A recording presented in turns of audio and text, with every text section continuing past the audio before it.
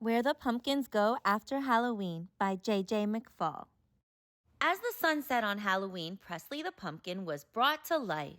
Alice, his creator, carefully placed Presley in front of her house. From there, he could see the beautiful fall colors, feel the crisp breeze, and hear the laughter of trick-or-treaters. Then Alice lit Presley's candle so he shone as the spookiest pumpkin in town. He even got to join in the family photo. But when Presley awoke the next morning, he was being taken out with the trash. Sweetheart, he's just a pumpkin, Mom explained. It wouldn't make sense to keep him around after Halloween.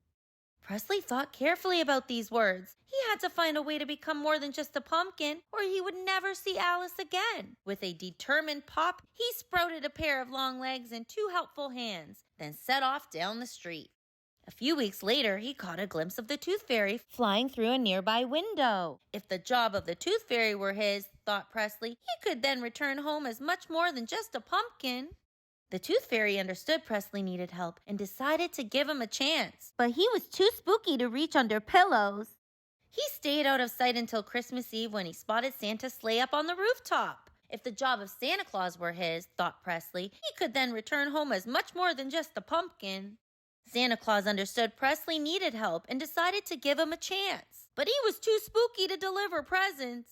He kept to himself under the afternoon of Valentine's Day when he noticed Cupid at work in the park. If the job of Cupid were his, thought Presley, he could then return home as much more than just a pumpkin. Cupid understood Presley needed help and decided to give him a chance. But he was too spooky to be involved in romance. As spring came and the weather grew warmer, he passed by the house of the Easter Bunny. If the job of the Easter Bunny were his, thought Presley, he could then return home as much more than just a pumpkin. The Easter Bunny understood Presley needed help and decided to give him a chance. But he was too spooky to hide chocolate. Still, the same pumpkin he was when he had left, Presley finally accepted he would never see Alice again. With nowhere left to go, he slept until he sank right into the earth. But in September, something peculiar happened. Presley grew back. And at the end of October, in the very same patch as last year, he was picked by Alice once again.